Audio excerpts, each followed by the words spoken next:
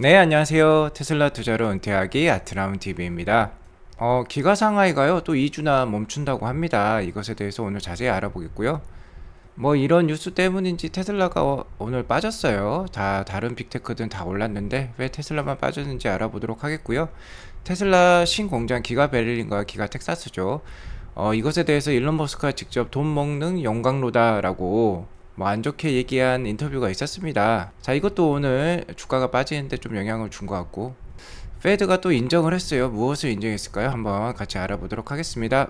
자, 오늘 3대 지수도 모두 다 좋았어요. 다만 뭐 이 차트를 보시면은 녹색이었다가 빨간색이었다가 또 녹색으로 바뀌는 정말 이렇게 롤러코스터 장세였다라고 볼 수 있을 것 같고요. 오늘은 나스닥이 가장 많이 올랐습니다. 1.62%나 올랐고, 이는 최근에 3개월 뭐 미국 금리 흐름을 보자면요. 6월 중순에 피크를 쳤었죠. 거의 3.4%, 3.5% 뭐 이 정도까지 올랐다가 지금 3% 초반까지 내려와 있어요. 상당히 이제 미국 10년물 국채 금리가 많이 빠지면서 나스닥 상승에 또 좋은 영향을 주었다라고 볼 수 있을 것 같고, 저 유가도 104불까지 빠졌습니다. 최근 한 달간 유가 흐름을 보면 상당히 급격하게 내려가는 모습 저희가 확인할 수 있었고요. 자, 이런 것들은 다 경기 침체 우려를 반영하고 있다고 보시면 될 것 같습니다. 자, 이건 역시 뭐 풀이해 보자면 코에 걸면 코걸이, 귀에 걸면 귀걸이라고 할 수 있겠는데요. 뭐 최근에는 경기 침체 우려 때문에 주가가 떨어지다가 경기 침체 공포가 또 극도에 달하니까 이러한 지표들, 인플레이션 지표들이 하락을 하면서 오히려 투심의 호재로 작용을 했다라고 보시면 될 것 같고요. 파월이 오늘도 연이틀 청문회에 나섰습니다. 어제는 상원에 출석을 했고요. 오늘은 하원에 출석을 해가지고 연준이 인플레이션을 그간 과소평가했다는 것을 인정을 했습니다. 자, 그렇기 때문에 지속해서 인플레이션 초점에 맞춰야 된다고 하고요.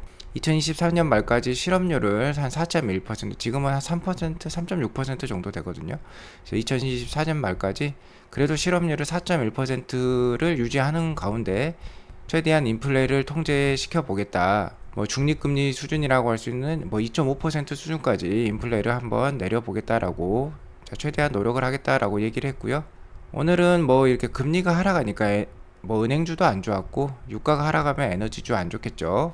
또 오늘은 반도체주는 또 유독 빠졌어요. 그래서 그렇지만 전반적인 상승세를 보인 하루였다라고 보시면 될 것 같고요. 자, 맵을 보면 잘 알 수 있죠. 여기 반도체 주식만 유일하게 이런 기술주 중에서도 빠진 거 흐름 알 수 있고요. 그 다음에 금리가 떨어지고 있으니까 은행주 하락하고 있고, 유가가 떨어지고 있으니까 에너지주, 그런 관련된 뭐 인더스트리얼 주식들 좀 하락하는 모습 보이고 있지만 전반적으로 상승하는 흐름이고요. 최근에 뭐 원숭이 두창 뭐 얘기도 나오고 있어서 그런지 헬스케어 주식들은 또 좋은 모습 보여주고 있습니다. 아무튼 오늘은 마이크로소프트, 애플, 뭐 아마존, 메타, 뭐 구글 다 올랐는데요. 빅테크들이 다 올랐는데 테슬라만 유독 좀 빠졌어요. 많이 빠지지 않았지만 오늘 빠진 이유가 아무래도 퍼드들이 많이 작용을 했겠다라고 볼 수 있을 것 같습니다. 자, 오늘 그래도 파월 연준 의장이 하원에 출석해서 또 했던 얘기들을 잠깐 리뷰해 보자면요.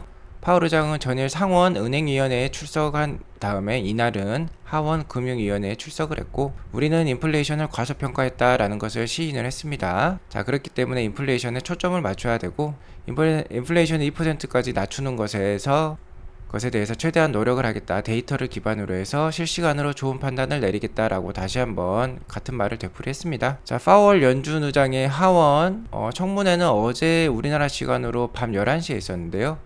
그 전에 필라델피아 연준 총재 하커의 연설이 있었습니다. 게리 블랙에 따르면 필라델피아 연준 총재는 뭐 비둘기파에 가깝다고 하고요. 뭐 7월 달에 인플레이션이 정점을 찍지 않을까라고 또 얘기를 하고 있고, 1분기에 이어서 2분기 GDP 성장률도 마이너스가 나올 것 같다라고 얘기를 하고 있습니다. 그렇게 되면은 연준이 금리 인상을 함부로 올릴 수가 없겠죠. 그간 이제 미국 경제가 튼튼하다는 그 가정하에 금리를 급속도로 올려왔지만, 자, 인플레이션이 꺾이고 거기에 따라서 뭐 미국의 GDP 성장률도 떨어진다면은 금리 인상 속도를 오히려 조절할 수 있다.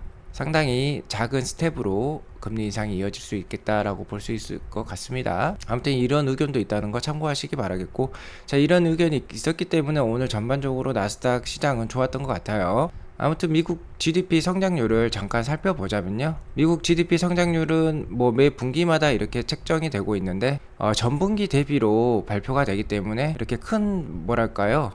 큰 차이가 벌어집니다. 분기마다 상당히 큰 차이가 벌어지는 게 이때 뭐 코로나 상황 때도 보시면은 코로나 때 2020년 2분기에 이렇게나 GDP가 많이 빠졌다가 마이너스 31%나 기록을 했죠. 그런데 이제 이게 전분기 대비로 계속해서 판단이 되기 때문에 그 다음에 2020년 3분기는 33.8%로 꽁충 튄 걸 알 수 있어요. 그 바로 기저효과라고 할 수 있겠죠. 바로 전분기랑 비교가 되기 때문에 자 이런 수치가 나오니까 이거에 대해서 크게 뭐 이렇게 막 고려할 필요는 없을 수도 있을 것 같습니다. 다만 최근에 이렇게 또 이렇게 잘 오르다가 GDP가 올해 1분기에 마이너스 1.5%로 음수를 보여주었기 때문에 안 좋은 신호라고 볼 수 있겠죠. 근데 2분기에도 예를 들어 GDP 성장률이 마이너스가 나온다 하면은 연준이 함부로 또 금리 인상 속도를 올릴 수도 없겠다라고 생각해 볼 수도 있겠습니다. 참고하시기 바라겠고요. 자, 이렇게 미국의 경제 성장률이 좀 떨어지는 모습은 역시 가장 큰 원인은 인플레이션 때문이라고 할 수 있겠는데요. 미국 뭐 소비자들의 주머니 사정이 팍팍해지다 보니까 바이든의 지지율 또한 사상 최저치를 기록을 하고 있습니다.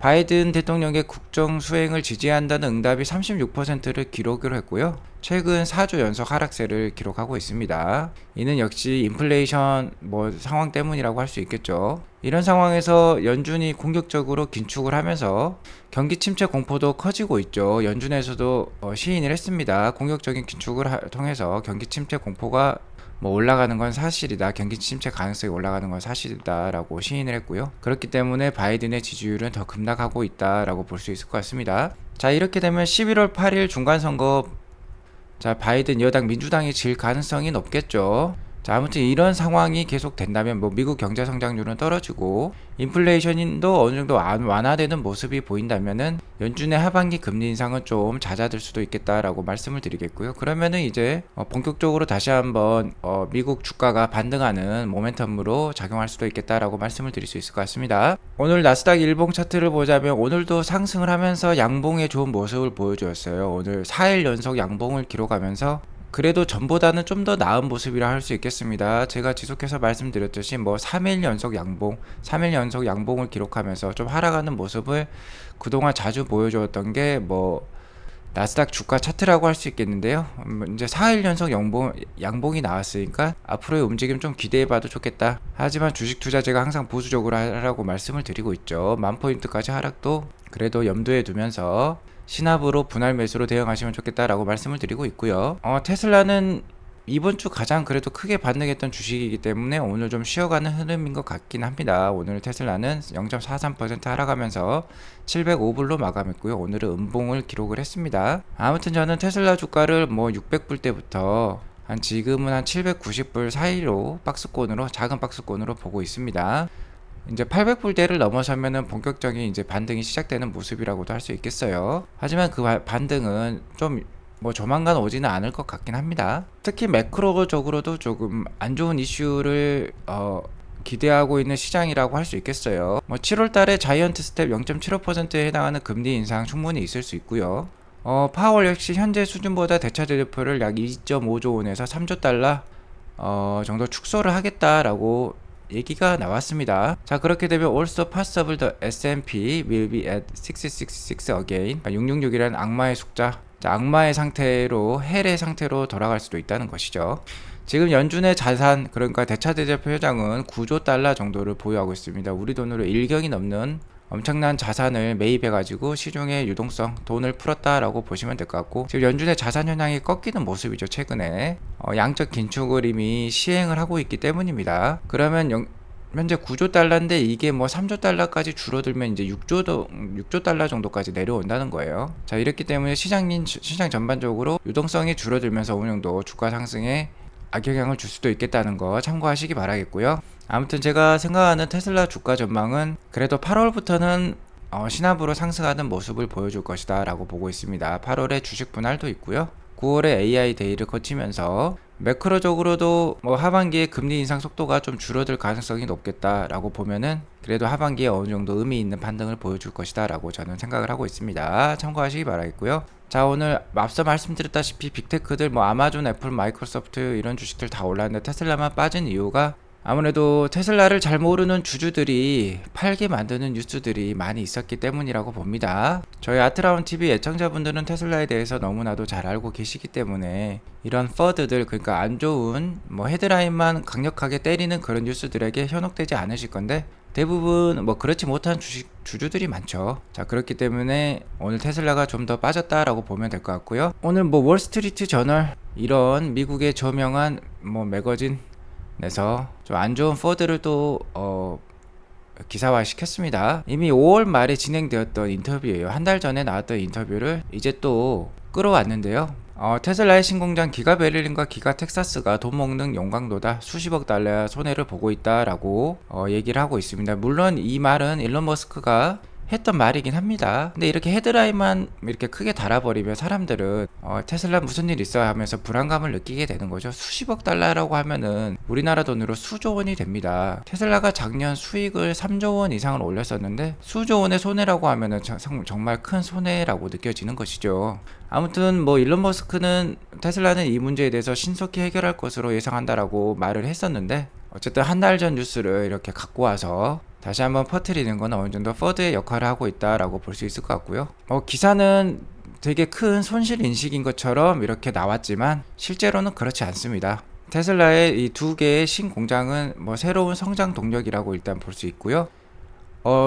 손해를 끼친다면 역시 감가상각 손해라고 할 수 있겠어요. 이미 투자를 다 해놓은 설비라든지 건물에서 감가상각이 이어지는 거죠. 그렇게 되면은 테슬라의 실제 순이익에 영향을 미치게 됩니다. 아무래도 기가 베를린과 기가 텍사스 개장 이후에 공장의 설비가 늘어났기 때문에 감가상각 비용이 증가를 하겠죠. 기가 베를린과 기가 텍사스가 2022년 1분기부터 가동을 했다고 치면은 전년 동기 대비해서 약 127밀리언 달러 정도 감가상각 비용이 증가하는 것으로 나와 있습니다. 그럼 우리나라 돈으로 1,500억 정도 수준이에요. 그러니까 몇 조 원, 수십억 달러에 달하는 손해는 아니다라고 보시면 될 것 같고, 자, 1,500억 정도의 이제 비용 처리는요, 그렇게 테슬라에게 큰 비용은 아닙니다. 테슬라가 이제 분기당 한 3조 원씩, 3조 원씩 만들 수 있는 그런 큰 회사가 되었기 때문에, 최소한 많이 만들면 4, 5조 원도 만들 수 있는 회사가 되었기 때문에 1,500억 정도의 감가상각 비용 증가는 그렇게 큰 이슈는 아니다라고 볼 수 있을 것 같습니다.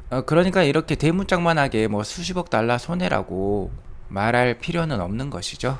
역시 퍼드였다라고 볼 수 있을 것 같고요. 제가 어제 방송에서 기가 상하이가 현대화공사, 그러니까 업그레이드를 하면서, 설비 업그레이드를 하면서 29% 정도 생산량 증가가 기대되고, 이를 통해서 테슬라는 연간 100만 대 이상의 캐파로 나아갈 것이다, 기가 상하이만 100만 대 이상의 캐파로 나아갈 것이다 라고 말씀을 드렸었는데요. 기가 상하이를 업그레이드를 하려면 역시 순간적으로 가동 중단은 해야 됩니다. 설비를 가동 중단을 해야지 설비를 업그레이드 할 수 있는 것이겠죠. 어제 기가 상하이의 HR 파트에서는 이런 메모가 나왔어요.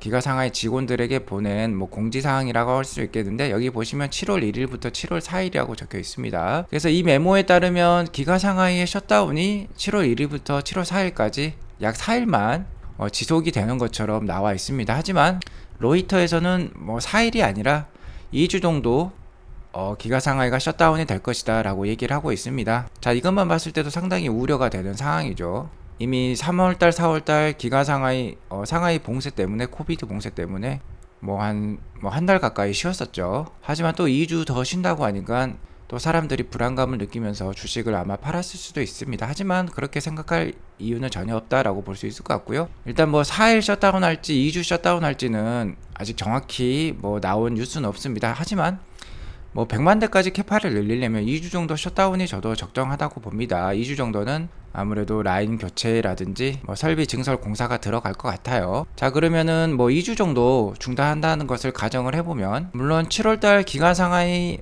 생산량이 한 4만 대 정도 빠질 수 있습니다. 다만 이러한 업그레이드 공사를 통해서요, 이제 테슬라는 주당 21,700대의 기가 상하이 생산 캐파를 갖추게 되고, 자, 1년은 52주죠. 52주로 곱하게 되면은 연간 113만 대나 만들 수 있는 캐파에 이르게 됩니다. 그러니까 장기적으로 봤을 때 상당히 좋은 뉴스라고 할 수 있겠고요. 7월 1일부터 이렇게 중단이 된다는 거예요. 그러니까 6월 생산량, 그러니까 6월 판매량과는 전혀 상관이 없습니다. 그러니까 2분기 실적에는 전혀 영향이 없다는 거예요. 그래서 2분기 실적 발표가 상당히 지금 우려되는 상황인데, 이러한 공장의 셧다운이, 업그레이드를 위한 셧다운이 큰 2분기 실적에는 영향이 없으니까 그렇게 걱정하실 필요는 없겠다라고 말씀을 드리겠고, 3분기 실적은 엄청나게 많이 나올 것입니다. 자, 그렇기 때문에 3분기의 첫 시작이라고 할 수 있는 7월 초에 이렇게 업그레이드 공사에 들어가서 3분기에 최대한 생산량을 늘려보겠다는 테슬라의 의지라고 보시면 됩니다. 그래서 너무 걱정하실 필요가 없겠다라고 말씀을 드리겠고요. 오히려 반겨야 될 뉴스라고 보시면 될 것 같습니다. 자, 아무튼 이러한 뉴스들은 테슬라가 언론이라든지 미디어에 전혀 돈을 쓰고 있지 않기 때문이라고 볼 수 있겠습니다. 테슬라는 실제로 광고비가 제로인 회사로 유명하고요. 쓰지 않은 광고비를 모두 R&D에 투자해가지고 혁신적인 제품을 만드는데 전념을 다하고 있다라고 보시면 될 것 같고요. 다른 회사들이 차량 한 대당 R&D 비용을 한 1000불에서 700불 정도 쓰고 있을 때, 테슬라는 거의 3000불 정도, 그러니까 거의 3배 이상 쓰고 있다는 거, 이게 저는 바람직한 방향이라고 생각을 합니다. 물론 테슬라가 400만 대 500만 대 이상 늘어나게 되면 아무래도 수요가 좀 딸릴 수 있습니다. 그때부터는 광고를 해볼 생각을 할 수도 있겠다라고 볼 수도 있을 것 같고요. 이미 이러한 퍼드들은 저를 비롯한 많은 유튜버 블로거들이 다 해결해 주고 있고, 테슬라를 공부하면 할수록 이런 거는 아무것도 아니라는 거 잘 아실 수 있을 것입니다. 가슴을 뛰게 하는 회사와 10년 동행하십시오. 아직 4차 산업혁명 시작도 안 했습니다. 자, 설레이는 마음으로 10년 동행하시면은 10년 후에는 돈 걱정할 일은 크게 없을 것이다 라고 말씀을 드리겠고요. 오늘은 이만 방송 마치도록 하겠습니다. 오늘 방송이 도움이 되었으면 구독과 좋아요, 알람 설정 꼭 눌러주시기 바라겠고요. 오늘도 좋은 하루 보내시기 바라겠습니다. 감사합니다.